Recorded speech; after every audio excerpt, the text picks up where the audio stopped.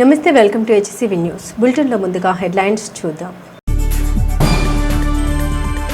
శ్రీ వాసవి మాత జన్మదిన ఆధ్యాత్మిక వేడుకలు, ప్రచార కరపత్రాలు ఆవిష్కరించిన ఆర్యవైశ్య సంఘ పెద్దలు. రాష్ట్ర పౌర సరఫరాల శాఖ మంత్రి, Janasena party PICS chairman Nadella Manohar కు పితృవియోగం.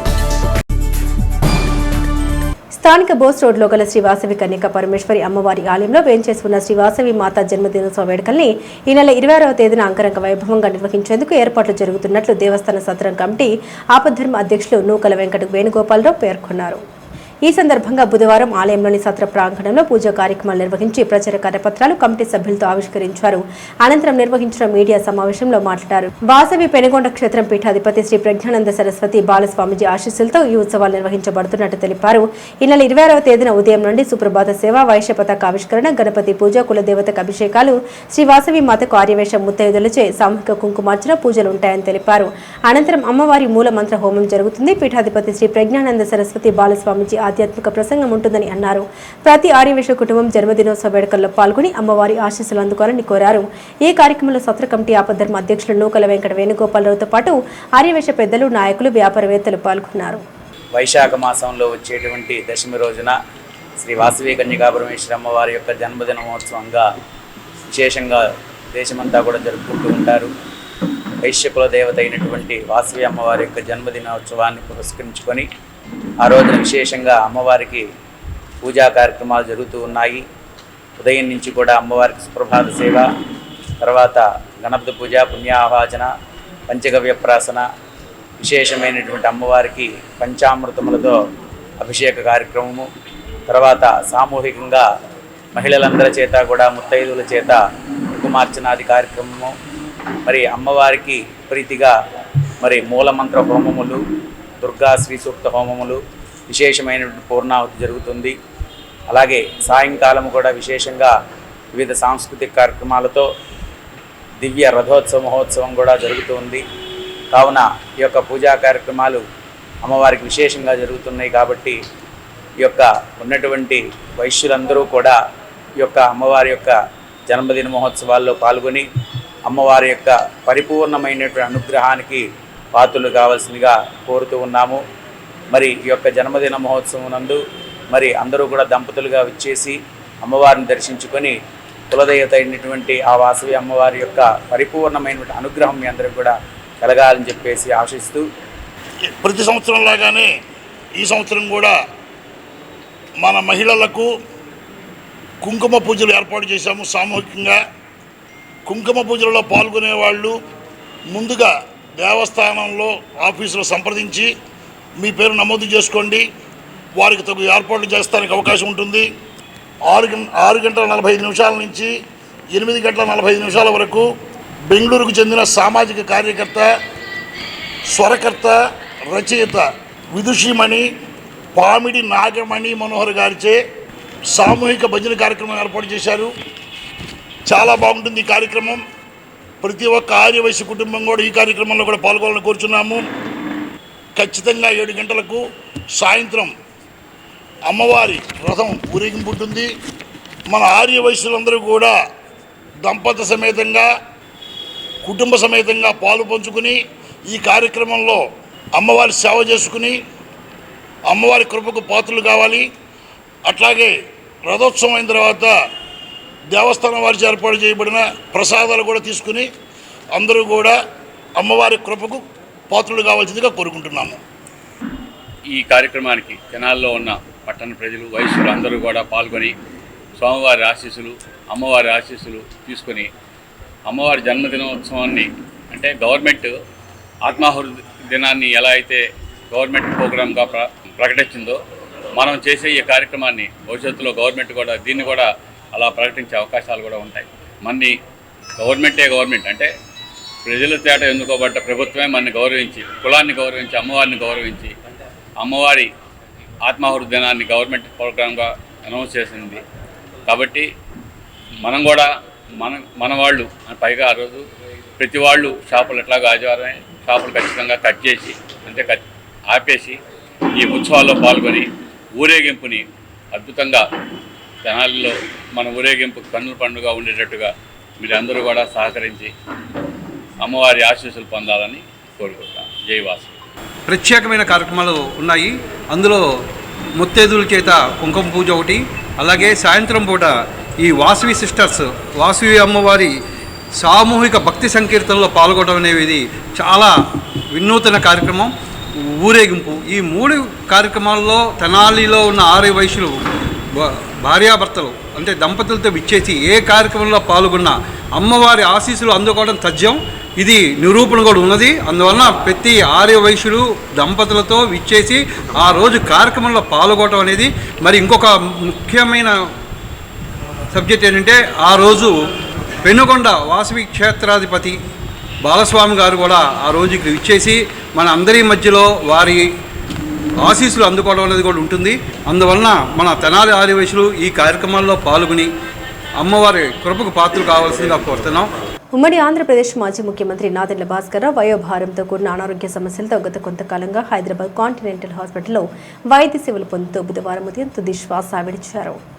ఉమ్మడి గుంటూరు జిల్లా కొల్లూరు మండలం దోనపూడి గ్రామంలో 1935లో వ్యవసాయ కుటుంబంలో జన్మించిన భాస్కర్రావు విద్యాపరంగా న్యాయవాద విద్యను అభ్యసించిన భాస్కర్రావు సమకాలీన రాజకీయాలు, సమాజ పరిస్థితుల పట్ల అవగాహన ఉన్న భాస్కర్రావు న్యాయవాదిగా జీవితాన్ని ప్రారంభించారు. 1959లో లలితను వివాహం చేసుకున్న ఆయనకి 2 కుమారులు. ఆంధ్రప్రదేశ్ హైకోర్టులో ప్రముఖ న్యాయవాదిగా ఉంటూనే ఇందిరా కాంగ్రెస్ పార్టీలో చేరిన భాస్కర్రావు అనతి కాలంలోనే ఏపీ జనరల్ సెక్రటరీగా స్థాయికి ఎదిగారు. 1978లో విజయవాడ తూర్పు నియోజకవర్గం నుండి శాసనసభ్యులుగా పోటీ చేసి గెలుపొందారు. 1978 నుండి 89 కాలంలో రాష్ట్ర మంత్రివర్గంలో చోటు దక్కించుకున్నారు. 1984 అక్టోబర్, ఆగస్టు 16 నుండి సెప్టెంబర్ 16వ తేదీ వరకు నెల రోజుల పాటు ఉమ్మడి ఆంధ్రప్రదేశ్కు ముఖ్యమంత్రిగా సేవలందించారు. మరి చెన్నారెడ్డి, టి అంజయ్యల మంత్రివర్గంలో పనిచేశారు. 1998లో ఖమ్మం నియోజకవర్గం నుండి 12వ లోక్సభ పార్లమెంటు సభ్యునిగా ఎన్నికయ్యారు.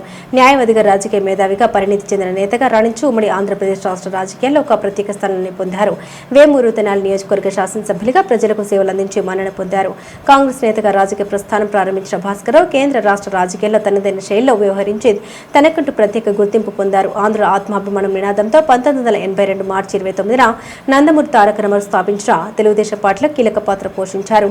1983లో జరిగిన సార్వత్రిక ఎన్నికల్లో తెలుగుదేశం పార్టీ విజయం సాధించి ఎన్టీఆర్ నేతృత్వంలో ప్రభుత్వాన్ని ఏర్పాటు చేసింది.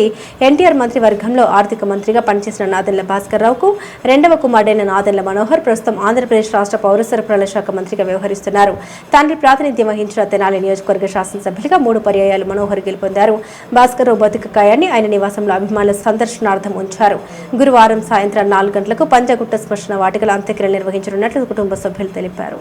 ఎస్టీవీ యూట్యూబ్ ఛానల్ ద్వారా పట్టణంలో తమ ఉనికిని చాటుకుంటున్న దీపాల తారిక్ సాయి, జర్నలిస్టు గోపీచంద్ర నూతనంగా ఏర్పాటు చేసుకున్న యూట్యూబ్ ఛానల్ కార్యాలయాన్ని పోలీస్, మున్సిపల్, రెవెన్యూ శాఖల ఉన్నతాధికారులు అతిథులుగా పాల్గొని ప్రారంభించారు. స్థానిక బోస్ రోడ్లోని అన్నమలై హోటల్ ఎదురు వీధిలో ఎస్టీవీ యూట్యూబ్ ఛానల్ కార్యక్రమాన్ని బుధవారం Tenali DSP B Janardhan Rao, municipal commissioner J Rama Appalanaidu, తహసీల్దార్ కెవి గోపాలకృష్ణలు విశిష్ట అతిథులుగా పాల్గొని ప్రారంభించారు. ఈ కార్యక్రమంలో పట్టణంలోని పలువురు వ్యాపార రంగ, సేవా రంగ, రాజకీయ రంగ ప్రముఖులు పాల్గొన్నారు.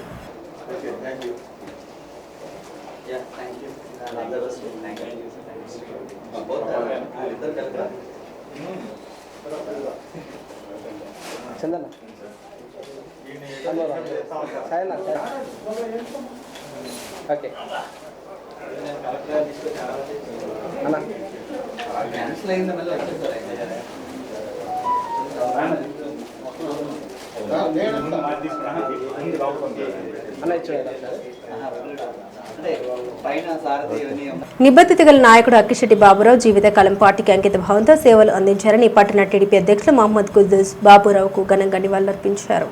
తెలుగుదేశం పార్టీ సీనియర్ నాయకులు అక్కిశెట్టి బాబురావు 6వ వర్ధంతి పురస్కరించుకుని బుధవారం స్థానిక శివాజీ చౌక్లో చలివేంద్రం ఏర్పాటు చేసి మజ్జిగ పంపిణీ సేవలు నిర్వహించారు.